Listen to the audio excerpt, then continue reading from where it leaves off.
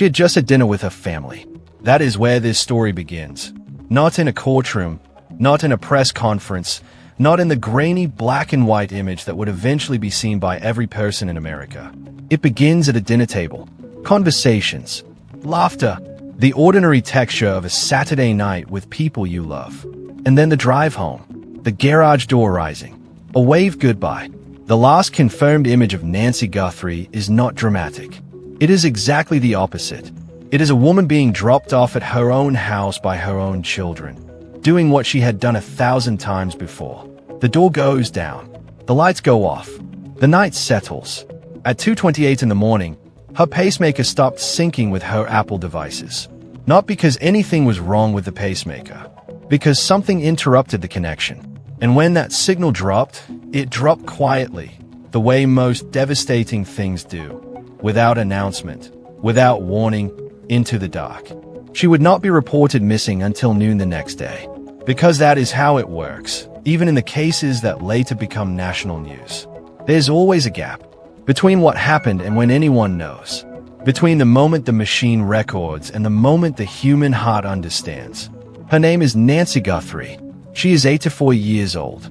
She is the mother of 3 grown children, one of whom you have probably seen on television almost every morning of the last decade.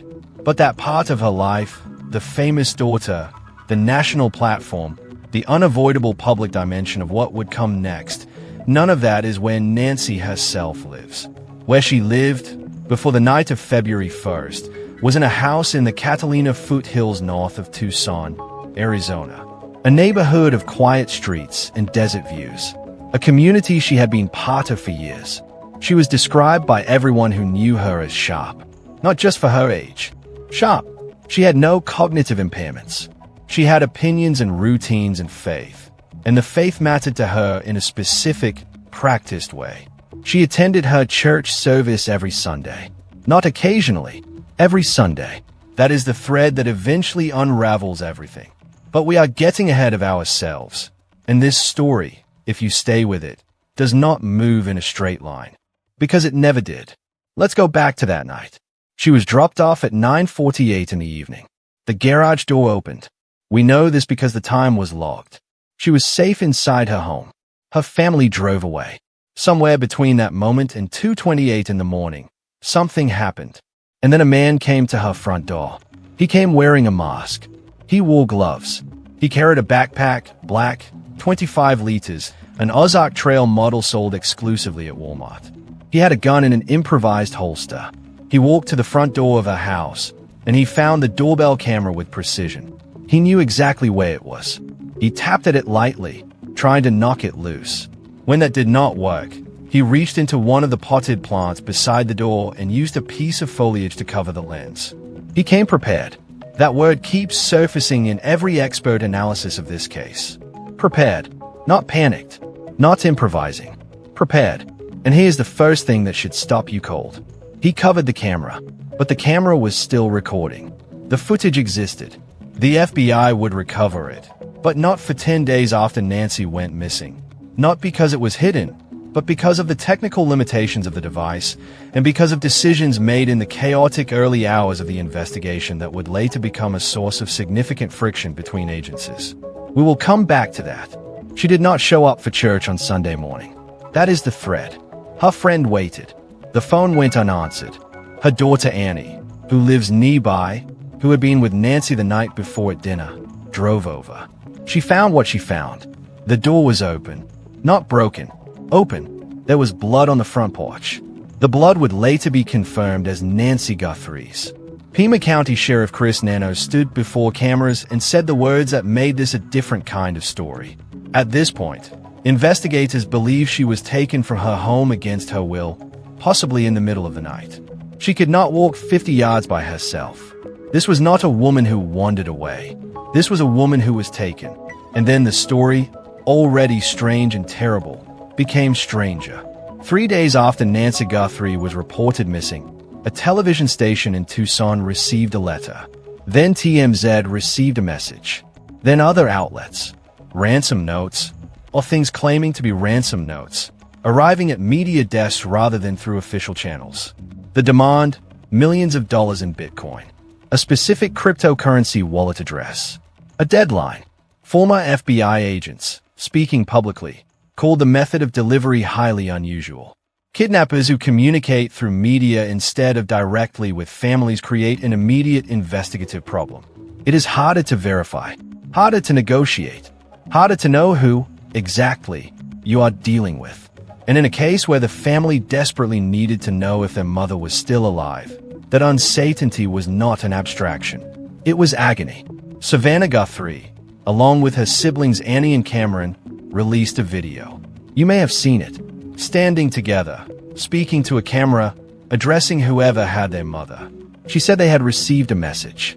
She said they understood. She said they needed proof that Nancy was alive. She said the family was ready to talk. And then she said, "We will pay." 3 words. On camera. From one of the most recognized journalists in America. The weight of what it takes to say those words publicly. To subordinate every professional instinct toward composure and credibility in order to beg for your mother's life, that is not something that belongs in a summary. It belongs in a silence you sit with. The ransom deadlines passed. February 9th came and went. Authorities neither confirmed nor denied the validity of the notes. The family asked for proof of life. None came that could be publicly verified. On February 10th, FBI Director Kash Patel released the footage. 4 black and white images, and then 2 short video clips. A masked figure at Nancy Guthrie's front door. The deliberate tapping at the camera. The hand reaching for the plant. A second clip showing the same figure approaching the archway of the home, head tilted down, as if he knew where every lens might be watching. The FBI had recovered the footage from residual back-end data tied to the device. The camera itself had been compromised, but the data was not completely gone. It had lived somewhere in the system, waiting to be pulled. 13,000 tips came in within weeks. And still, no one was named. No arrest. No suspect publicly identified. What they had instead were details. The suspect's estimated height, 5 feet 9 to 5 feet 10 inches. Average build, a black mustache visible beneath the mask. The backpack from Walmart. The gun held improperly in a holster positioned low, over the crotch, the way someone was a weapon when they have not trained extensively with one, or when they are trying to conceal it from a camera looking downward. These are the details that investigators hoped would concentrate the tips. And the tips did come. More than 13,000 of them. But tipping and solving are not the same thing. The case did not break. There were false starts.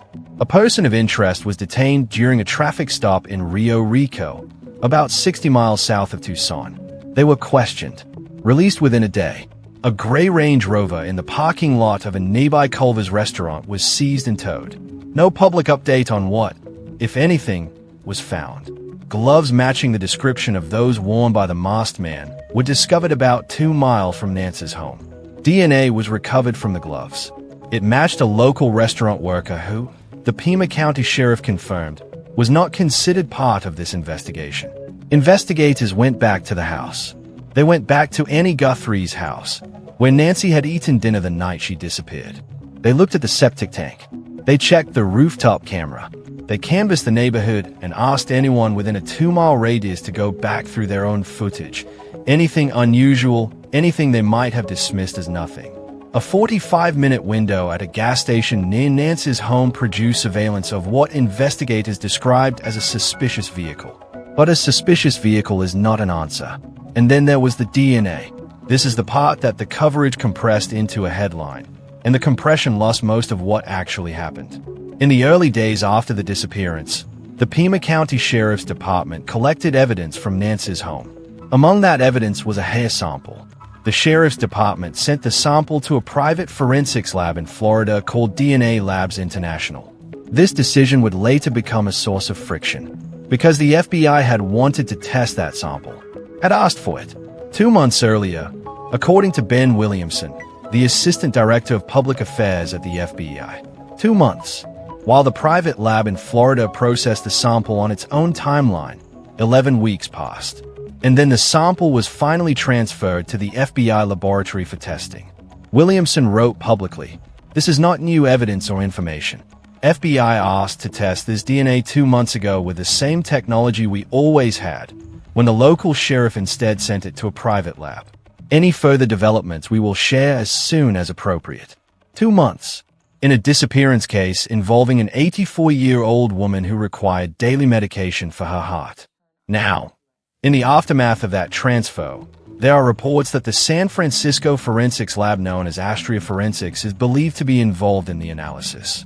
Astrea is not a name the general public knows, but in investigative circles it carries significant weight. It is the lab that developed a DNA profile from rootless hair evidence in the case of Rex Heuermann, the Gilgo Beach serial killer.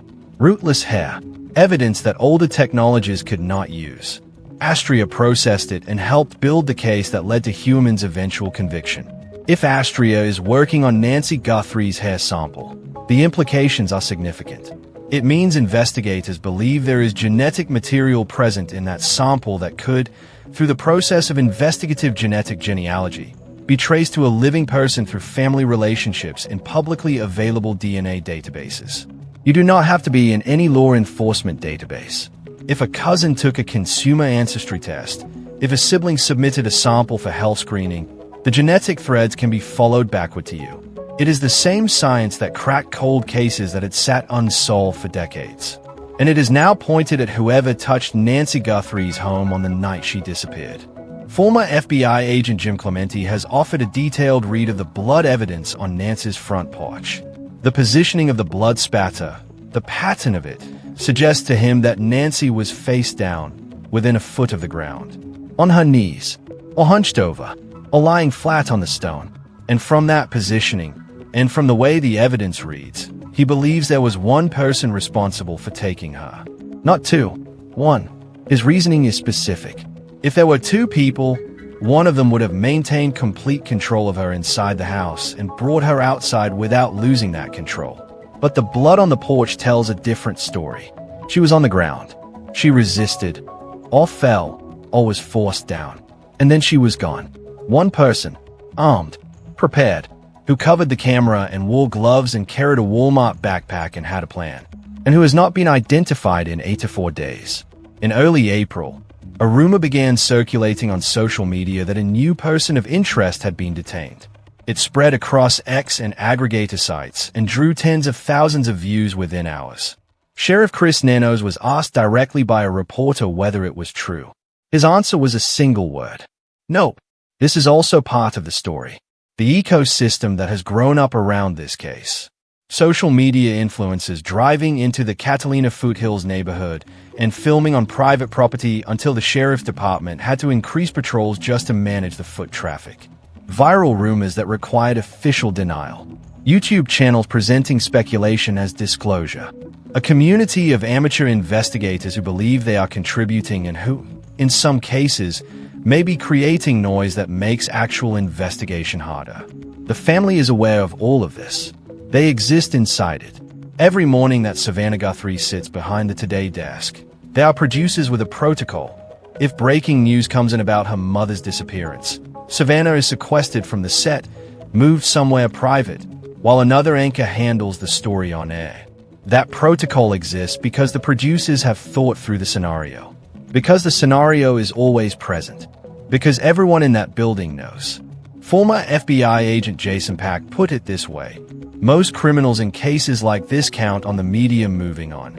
They count on the family fading from public view. They count on people forgetting. This case is different. He is right. It is different. But different does not mean solved. There is a man in California named Derrick Callella. He is 42 years old. He sent 2 text messages to Annie Guthrie and her husband on February 4th. The messages asked about 12 Bitcoin. He has been charged in federal court with transmitting a demand for ransom in interstate commerce without disclosing his identity, using a telecommunications device with intent to abuse, threaten, or harass. His trial date is set for June 23rd in Tucson. Callella is not believed to have anything to do with Nancy's actual disappearance. He saw an opportunity. He tried to exploit a family's terror for money. And in doing so, he muddied the evidence waters further, added another thread for investigators to pull that turned out to lead nowhere toward Nancy. The FBI continues to receive messages claiming new information. As of the time of this writing, None have been verified as coming from whoever actually has Nancy Guthrie. So where does that leave us? Here is what is confirmed. An 84-year-old woman was taken from her home against her will. Her blood was on her porch. A masked man with a gun and a plan was at her front door in the early morning hours of February 1st, 2026. A hair sample containing DNA not belonging to Nancy Guthrie has been collected and is now being analyzed by the FBI with the assistance of what may be the most capable private forensic laboratory in the country. No suspect has been publicly named. No arrest has been made. The reward for information stands at over $1.2 million. And Savannah Guthrie goes to work every morning. There is something about that image that resists easy interpretation. She said it herself in February, when she posted publicly, "We believe our mom is still out there." And then, weeks later, the harder admission, she may already be gone.